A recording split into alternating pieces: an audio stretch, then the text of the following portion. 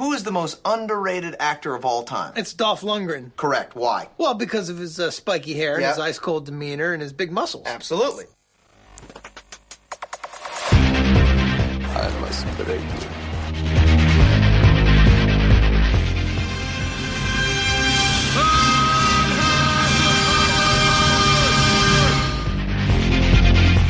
The guilty will be punished. My name is Sergeant Andrew Scott. Come on, guys, don't do this. If I don't get breakfast, I get real grumpy. I don't think you like me grumpy. And you go in pieces, asshole. Let's kick some ass.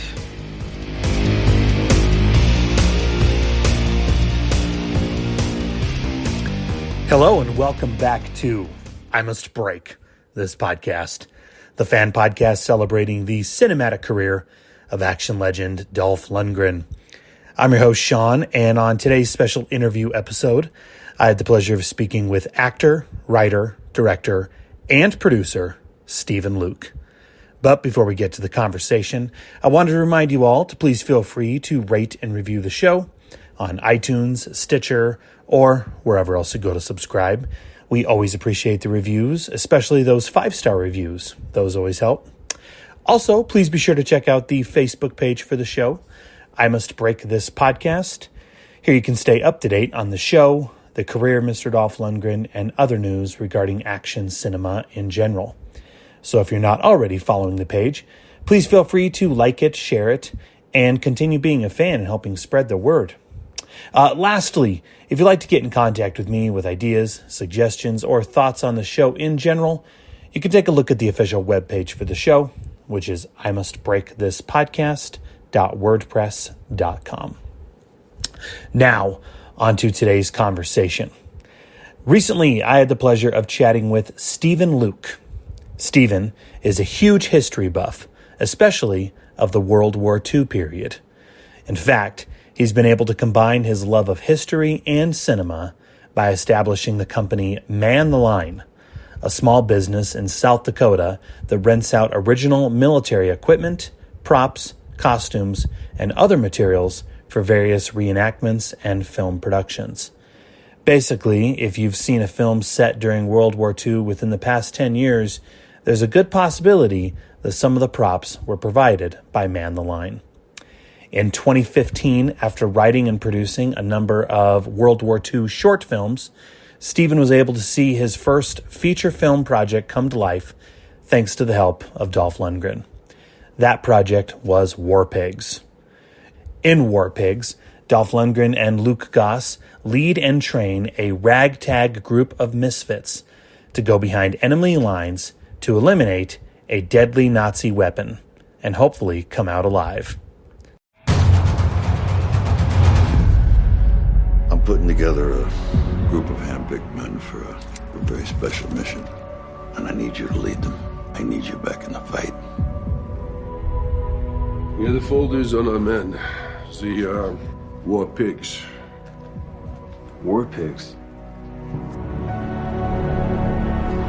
Hitler's gonna build himself a new super weapon. The division wants us to go in and find it. Who sent you to spy on us? Let's deep into enemy territories. I know it will be easy to get in or get out. Never is, sir. How was further?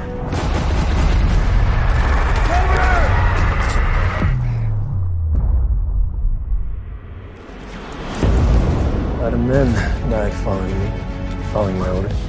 Men died because of your orders, but more men did because of yours.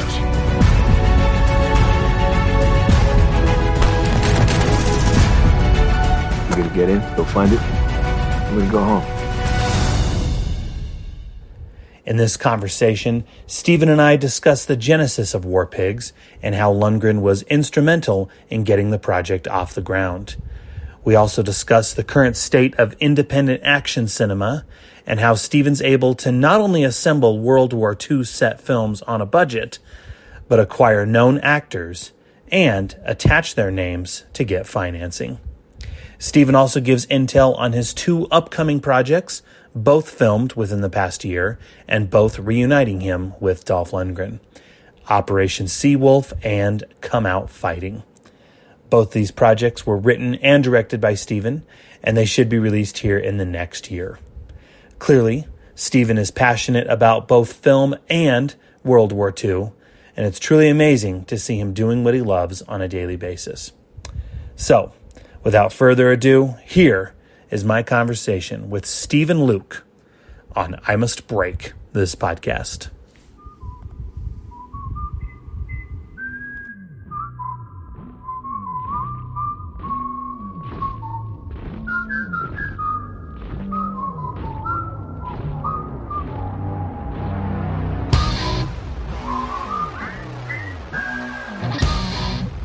Well, yeah, thank you very much. I mean, obviously, I want to be as respectful of your time. I know that you're very, very busy because, I mean, just looking at your resume, you're a real jack of all trades in a sense. I mean, you're an actor, writer, director, producer. You also run and operate a company that rents out military equipment for film productions and reenactments. Is that right? That is correct. I have a company called MaxLine.com. I do rent out historical reproductions, uniforms for the films, for TV productions.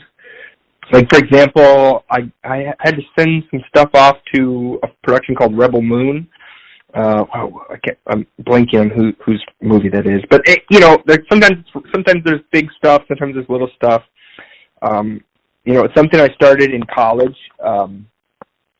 Wanting, to kind of do, I always tell people it started off as being, something where I started doing, it was just for fun, and then it was like, oh, this pays beer money, and then it was paying, it paid rent, and then it was paying tuition, and then all of a sudden I was like, I think I can make this a full-time job, kind of by myself, and it was something that, kind of tied hand in hand with my love of films and filmmaking, and I kind of had it, it kind of helped support me during my, quest to become, just making movies.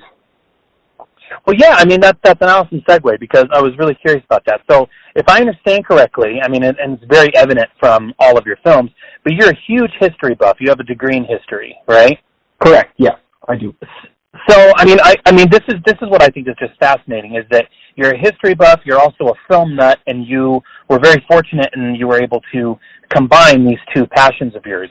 So, was it and I'm just purely speculating, I don't know, but was it the Man the Line company that you forming that kind of opened the doors to you stepping into the film business, or how did that work? Well, that's a good question. I'm getting old enough now where I have to actually think about that. I did they always say when you want to get into, or at least they used to say, when you want to get into making your, first feature, or you want to do film stuff, your own stuff, they always say, well, you want to try to grab as much assets as you have, that you can to put in front of your screen. So you always want to, try to, well, what do you have access to? What do you know? Are you doing let's just say you're doing an action movie and maybe you work down at the docks and, okay, I know a bunch of buddies down there and I know the foreman and all this stuff, and maybe we can go shoot location, just for production value. What do you have access to that would look cool on camera? And one of the things that, I kind of decided on, I had a passion for World War II. I kind of started this business. I had collected, not a significant amount of things over the years, but I had a number of things. I had a bunch of buddies that do reenactments. I also, do reenactments. I do them less than I used to, but that was something that was a lot of fun when you're in college, to get to go do. And I was just like, hey, this would be a fun, hey, that seems to be the thing. And I enjoy, obviously, a history major, so I enjoyed, World War II. I kind of specialize in those types of movies right now, and that was kind of one of those things where it's like, okay, well, why don't I just do that? I'll just, not a lot of people have access to maybe some of that stuff, and it always looks good on camera. And so I was like, I'll just, we did something in college. We shot a little 30-minute short film that, really obviously looking back on today, I go, oh my goodness, it needs a lot of work. But at the time, it was amazing. It was so awe-inspiring. So, really wanted to make me pursue filmmaking. I had so much fun. And so I just kind of kept, from that experience and from feedback from people, I just kind of kept plugging away at it and getting bigger and better and learning from mistakes and growing, hopefully. And, and so I hope that, my film projects have, reflected that. But yeah, that kind of was so that was a long story to answer your question, but the short answer would be they kind of went hand in hand. It's just kind of, I kind of brought both together, and they've been growing together. So approximately how many various projects and productions would you guys say that Man the Line surfaces each month, including your own? Because that's something else I don't want to lay on. But yeah, you're able to use the equipment and the props and the various vehicles and everything for your own productions, but then I imagine other productions are also coming to you guys saying, hey, we're making a World War I set piece that's going to take about 3 weeks to film or whatever. Can we borrow your equipment and rent it out from you? How many productions are you guys helping out each month? Well, it's with film production, it always seems like it comes in, like all shows up at once, and then we'll be dead for maybe months or even a year. It's just that always just seems to be the way that it kind of is. And films reflect that. It's like all of a sudden the hot thing is to make a World War II movie, and everyone's making one at the same time. But yeah, I definitely feel like we usually help in some capacity between 6 or 8. Like kind of, I would call them independent feature films. Those can range from budgets from like, no budget to, maybe, $10 million plus. We usually, and then, I would say like any major studio film that's ever come out in the last, definitely the last 5, 6, 7 years, I've had at least some of my stuff featured in it. Where, that could be, several sets of uniforms or boots. Like for Fury, like the movie Fury, I know they had me overnight a bunch of, I had these like original map cases that they wanted to have for Brad Pitt because he wasn't happy with whatever he had. So I had these like mint original from World War II ones, and they had me FedEx overnight it to the set. And so I know I supplied a couple other pieces, but that's kind of always a fun story. I don't know if that ever got used in any of the shooting. I don't know, I don't ever know what happened to them, but I definitely know they definitely paid to have them overnighted, which was not cheap to the UK. So yeah, it just kind of, it always depends the work. Kind of some of the stuff that I'm always proud of is I help supply or at least find pieces for a lot of like theater productions across the country. That's always kind of fun to do because, as much as I love, I do love the history, and so it's kind of fun to help, maybe a local theater. They don't necessarily have, the budget, obviously, like that maybe a film set would have, but just like helping them like piece together something that is reasonable within their budget that they can present their audience in order to, have them have an enjoyable experience watching the movie. They don't necessarily have to have picture, like exact replica pieces on their performers, and I can kind of usually help them be like, okay, you can go to Walmart and get, these type of boots and these type of pants and this shirt and this tie, and that's pretty close to what I make, and it will look really good in theater. So that's always kind of fun to be able to do to help them. Well, I'll be perfectly honest. I mean, I really didn't, you really didn't pop up on my radar until I saw the film War Pigs in 2015, and that was, thanks to Mr. Dolph Lundgren, obviously. And it appears that was one of your first gigs working on a real feature-length movie. And on that one, it's interesting, you served as the writer and the producer on the film. You also pop up as one of the soldiers in the film, named Preacher. I was curious how that entire project came about. Sure. Okay, let me rewind my brain back to War Pigs. So War Pigs kind of stems from a short film that I had called Wonderland or Wunderland. It was like a 10-minute short film that I had shot in college. I kind of did it a little bit more artistic, a little bit more cinematic, kind of trying to help, pitch a feature film that I wanted to make based out of that script. I did end up shooting or creating something similar to that later on, but at the time, I was a big-eyed, youth that was going to Hollywood to pitch their project to, big Hollywood producers. So I ended up moving to Los Angeles, not right out of college, but pretty close, within a year. And I had this project in my hands. I'd done, maybe a couple of feature films, in the sci-fi genre before, but this was going to be my project. Ultimately, I would kind of pitch that around to different companies, and, everyone was super nice and great, but I didn't have any takers, except for one company, called VMI, Vantage Media. Andre Relis, who has been my producing partner on several projects, he just fell in love with the script and the idea.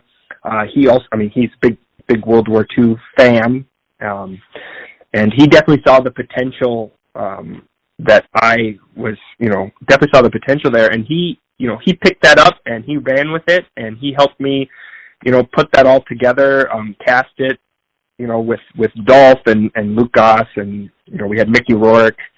And he kind of helped put that together with me to create, and so that's kind of how I wrote the film.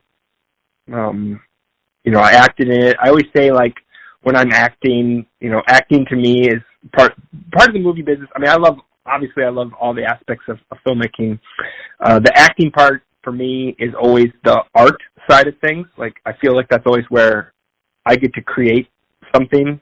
So that's so getting to be able to do that, to play a character in different films. I don't do it all the time, and I'm sometimes very selective if I come out and play. But like that's fun for me. That's the art side of it. So all the other stuff, like the producing, directing, writing, that always seems like a lot of work and a lot of stress.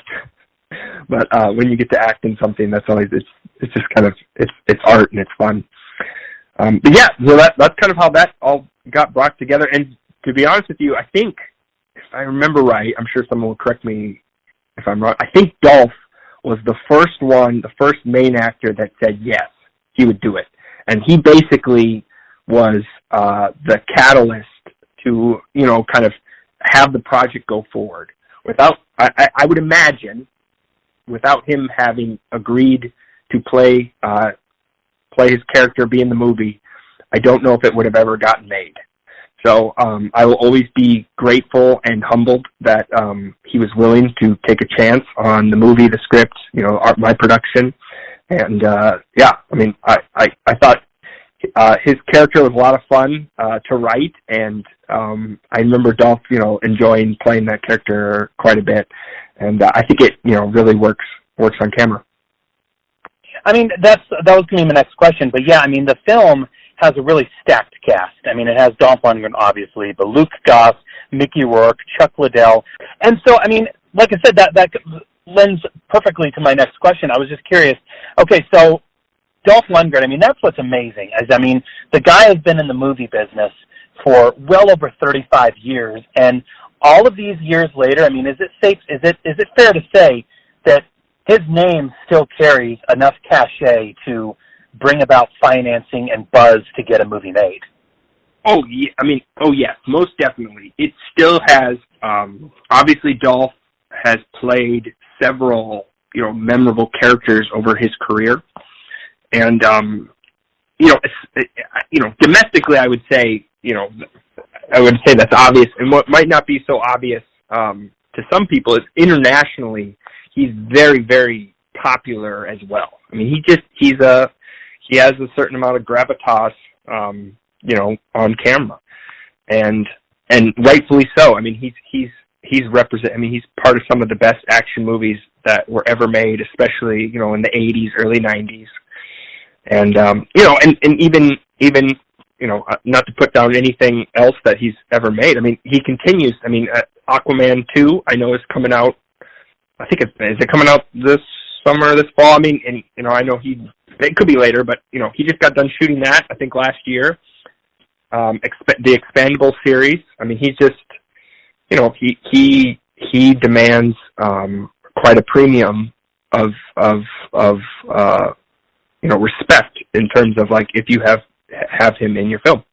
Well, I mean, and yeah, you've been fortunate to cast and work with some real name talent in your films. I mean, Dolph, obviously, like we said, but Mickey Rourke, Tom Berenger, Michael Jai White, and that's just the tip of the iceberg.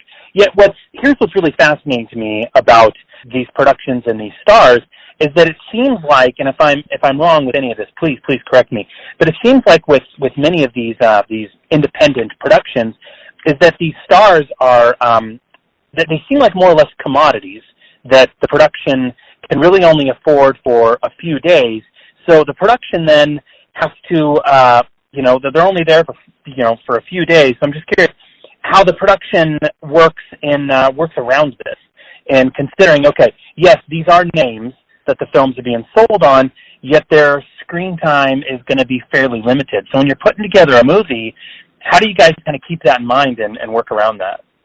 Well, I think one of the things, and so I can probably only speak to maybe how I, go about that process, how I create my film to accommodate, a named actor, definitely with, that has that driving force for your film.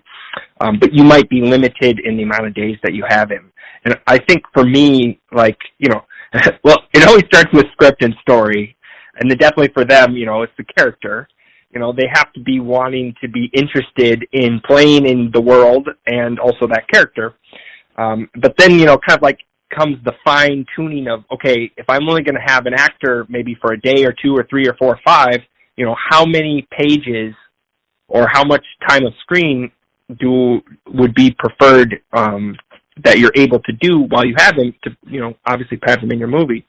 And so I always try to keep the characters that I write for them, I don't want to say simple at all, because they're definitely not simple characters and they're definitely not simple scenes.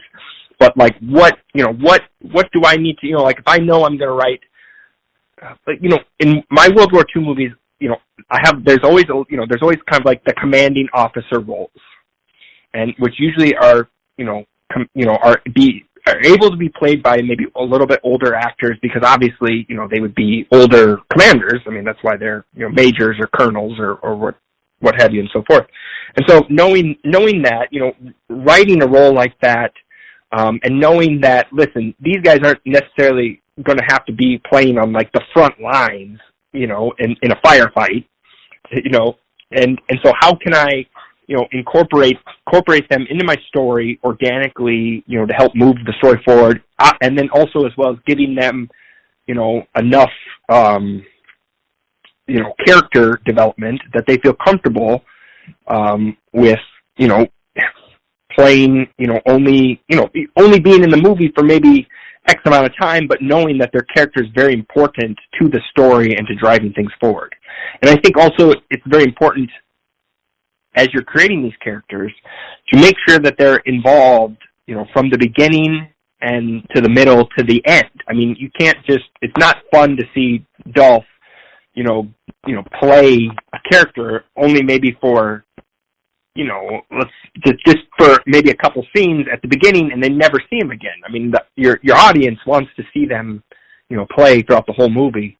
And so just making sure that you can incorporate them into the story organically, smartly, enjoyably throughout the whole film, while also trying to limit the amount of shooting days or time that you might need to have that character available.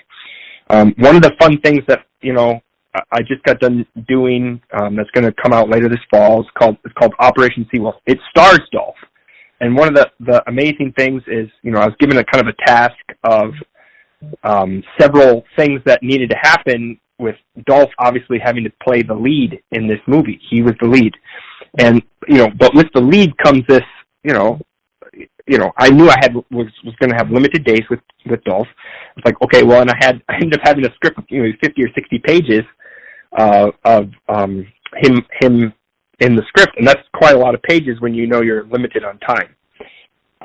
So, trying to make sure to logistically plan that out with your shots, your locations, your timing of everything, your company moves, so you do that with your ADs, making sure that you can cover all your bases to get all the scenes shot. And I would also say, on top of that, you really want to make sure to let the actors be involved in the process and let them know, like, what, obviously they know what they're signed up for, but, no one wants to go work 23-hour days. And that's just not, you don't want to make Dolph work 23-hour days. Well, he wouldn't do that. But, no, I don't want to work a 23-hour day. No one wants to do that. So how can we make sure to comfortably, get everything done in reasonable amount of time? And I feel like always keeping the actors aware of what the game plan is super important.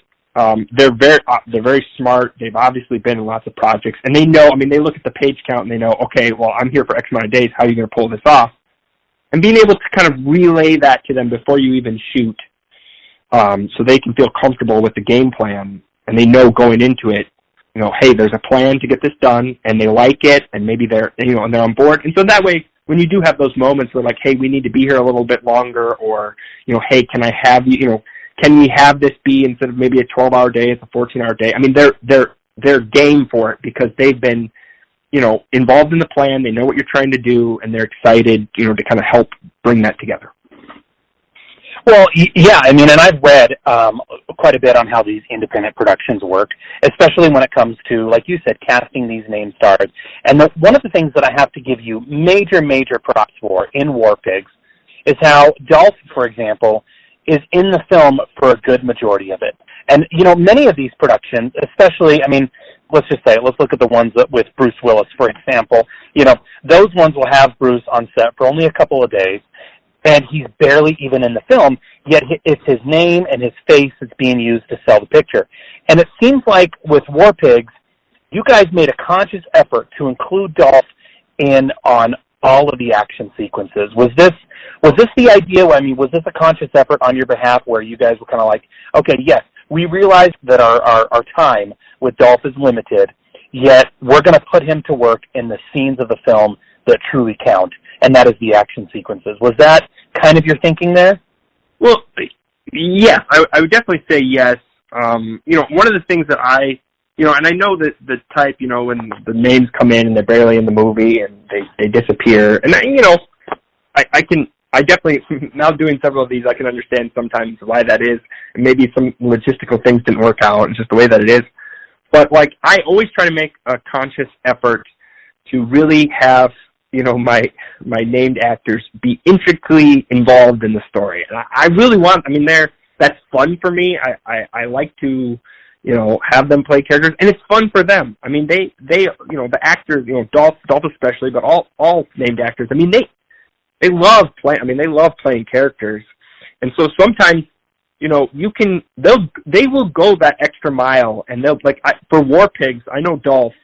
We had him in a lot of stuff, and we even upped his I don't want to say screen time, but like his involvement in the film, right before we even started shooting, because we were having a lot of fun with his character, and we ended up on his last day. He ended up going to we started. I think we had a lot of pages to shoot just because we had some weather issue the day before. And Dolph knew that.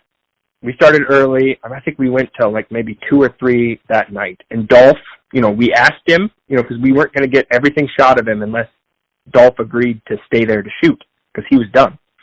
And he was gracious, and he was totally down for it. And he said, I will be here until we get this done for you guys. And I'll never forget that. It meant so much. And he put in a very long day to make sure that we got all of this footage.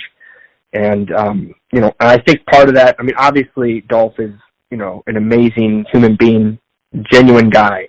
But I also think, he was enjoying his time there, and he was enjoying his character, and wanted to make sure that he with us, gave everything that he could to bring that character to life and not have any of those issues where you see, oh, well, where did Bruce Willis go? Well, they just didn't get all the scenes shot with him because they ran out of time.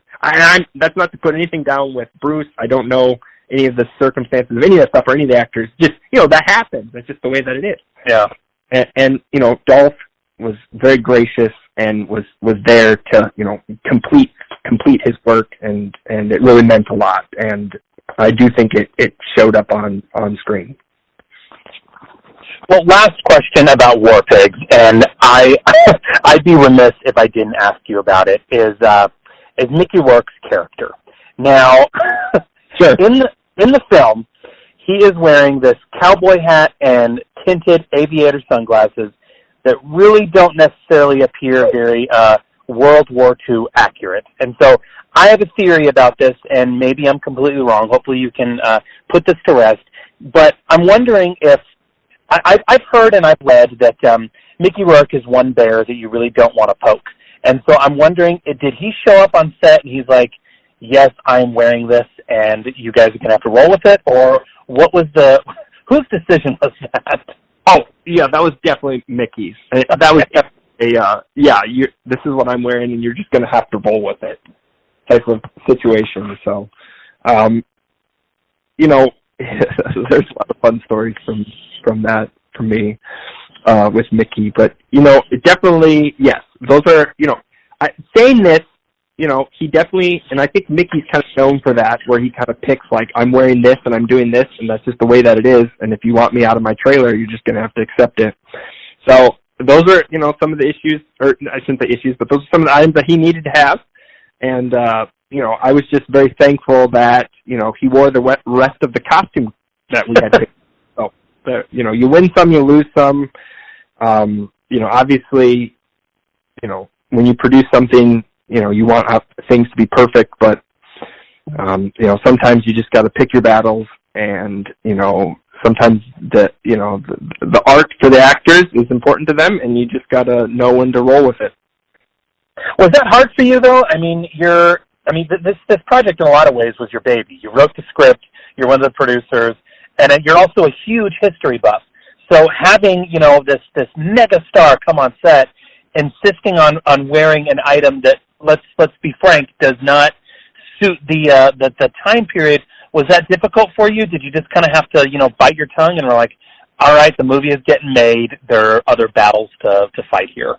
Well, I knew, I'm definitely a businessman too, and I knew, like, not, fighting with him about it would not, we probably wouldn't get anything changed, and we'd only lose time, and not everything would get shot. So I knew that I knew there was no reason to even pick that battle.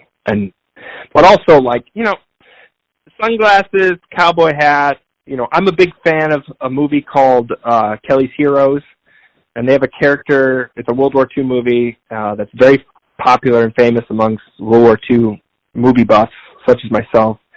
And they have a few oddball characters in there that aren't necessarily period accurate. And, Mickey is kind of already a unique person. So I was just like, you know what, maybe in the future it'll just be racked up to, hey, there's Mickey Rourke and he's wearing his cowboy hat and sunglasses, even though it's not correct for the film. Just like yourself, people notice it, and they kind of, if they watch any Mickey Rourke movies, like, yeah, Mickey Rourke, that's what he does. So, it kind of lives in movie legend. It's just another piece of Mickey Rourke movie history. And, as well as, I want things to be historic, but, it to me, it's like, okay, well, there's Mickey Rourke being Mickey Rourke in my movie. So, I can add to I got Mickey Rourke. So it's all good. It's all good. And I kind of knew that, and I just accepted it, and it's just the way that it is. Pick your battles. Yeah. Well, you have 2 more films with Dolph coming up. It seems like both of them were filmed this past year, Operation Seawolf and Come Out Fighting. Were these 2 separate ideas that you had where Dolph was once again available, or did you tailor these films and roles with him in mind? Because they both seem to get developed and filmed fairly quickly. Is that right? Yes. So, Operation Seawolf, which is comes out this fall. It's based on it's set in World War II. Follows a U-boat captain as he kind of goes through the last days of World War II on a mission, kind of sent out at the last. Operation Seawolf is very true to life. That's what they called them right at the very end of the war, to kind of attack the United States coast and try to, breathe some life into their last bit of war effort. I wrote that with Dolph 100% in mind. It was completely created with Dolph as playing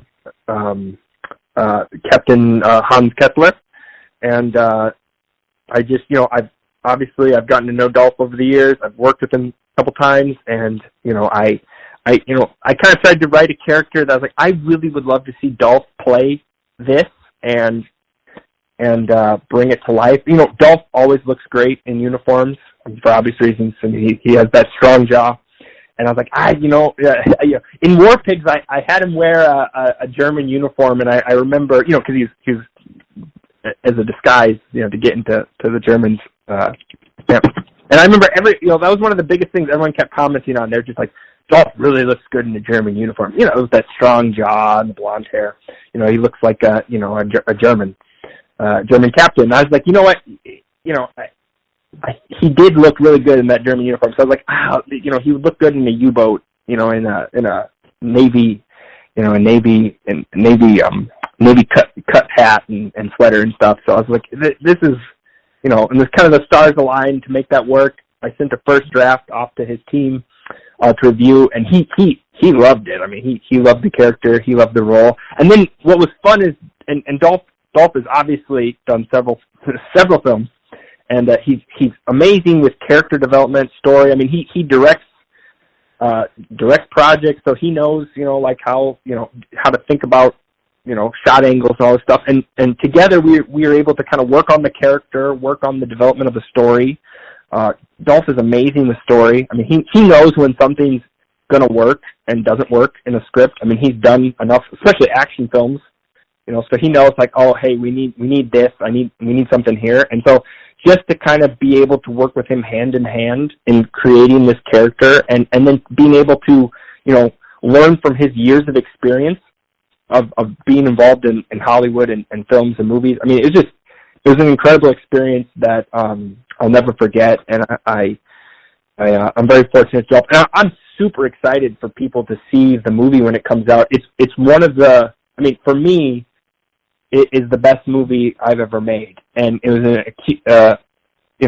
for me, anyways. I mean, I'm always proud of all of my movies, but this movie was the first time I kind of like all the pieces, that I wanted to bring together got brought together, and I was very excited to kind of see that, and also my first time really getting to use VFX and CGI, and because obviously in the U-boat.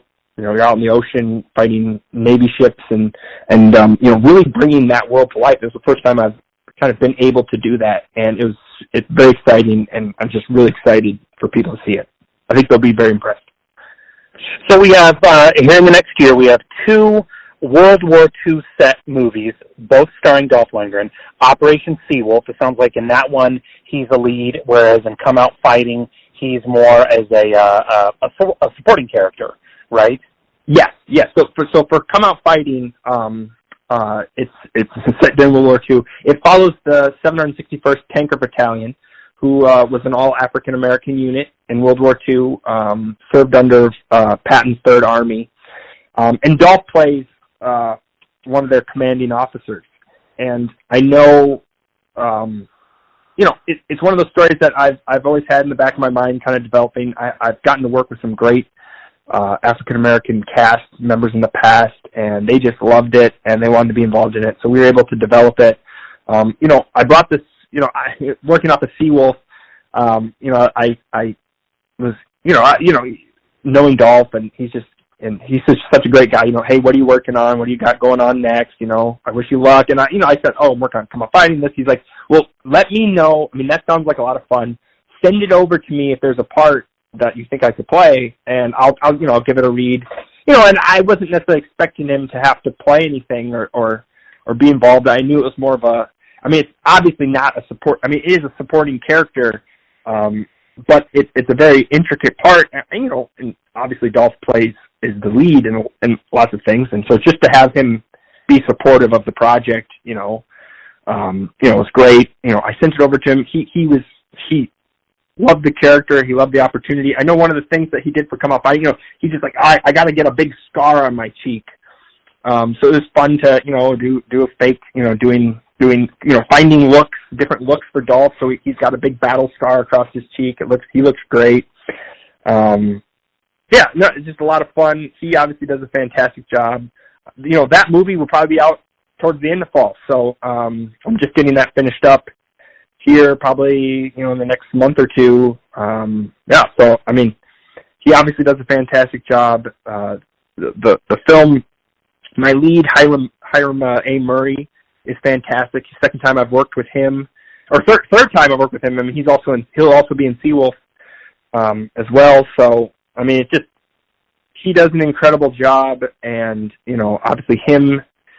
I have Kellen Lutz in it, Michael Jai, as well, and it's just, and Tyrese Gibson. I mean, it's a really blessing to kind of have, some of these bigger names, wanting to be involved in the project, and, seeing them, bringing them all together and seeing their work come to life, how they support each other, how they work well together, and just really were dived into their characters, just really incredible. And obviously, Dolph does a fantastic job. And I'm really excited for people. I mean, you'll get to see Dolph as a German and then an American. So, I mean, what could be better?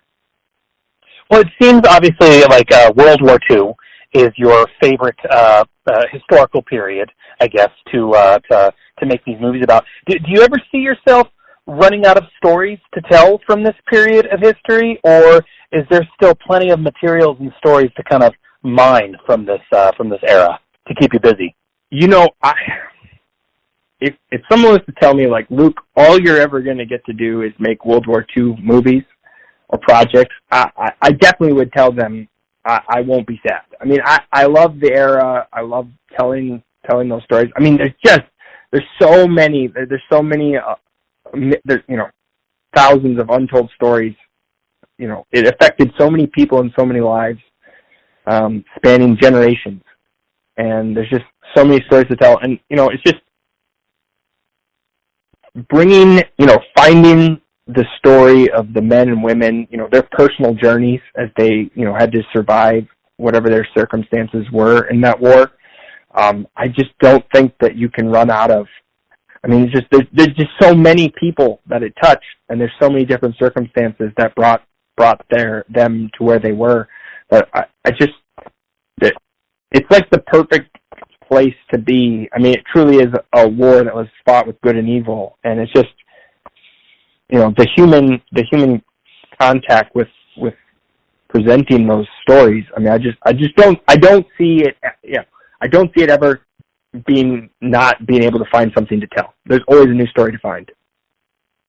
Well, I mean, and you seem to be extremely busy. You have obviously quite a lot of exciting projects on the horizon. I mean, is it safe to say, it seems like, I mean, from the this is just the outsider's perspective, but it seems like the pandemic, was good for you and your business. I mean, it sounds like you were able to get a lot of work done, a lot of projects underway during this period. Is that fair to say?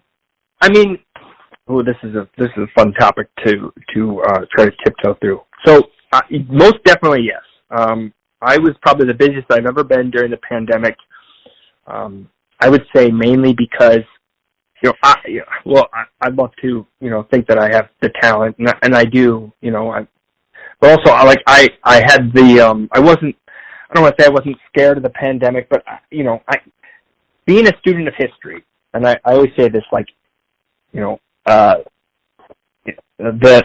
bold can be rewarded, and the people that are willing to take risks and are willing to put themselves on the line, to go out there and make the work happen, even under conditions that are not normal and not ideal, and not that making these films was in any sort of the sense of unsafe or not not done properly. They were done very safe, very properly.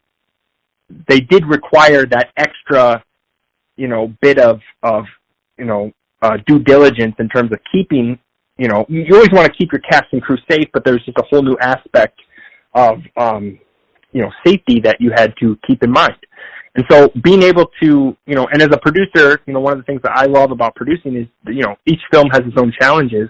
And this, COVID-19 provided, its own set of challenges. And while, I feel like I definitely have more gray hair from it, it definitely was a challenge that I was willing to accept because I knew there wouldn't be too many others that would be able to figure it out and be able to create during such trying times. And I felt that I could do a really great job for the projects that I had lined up while also keeping everyone safe and secure, knowing that we are making, something that's very important to, obviously, with films, but also history, but also during a time that, was challenging for everybody. Well, this has been an absolute pleasure. I mean, like I said, I love War Pigs. War Pigs is a fantastic movie, but in looking at your upcoming slate, Operation Seawolf, I'm extremely psyched for, as well as Come Out Fighting. Like I said, this has been a pleasure, and I wish you nothing but the best. I can't wait to see these films, but I hope you have a wonderful rest of the year with all of your endeavors. Well, thank you so much. I super appreciate being on the podcast and inviting me on. It's always fun to kind of get to talk about your art, and not too many times you get to do that. So thanks for listening to my stories. Hopefully they were adequate and not so long-winded.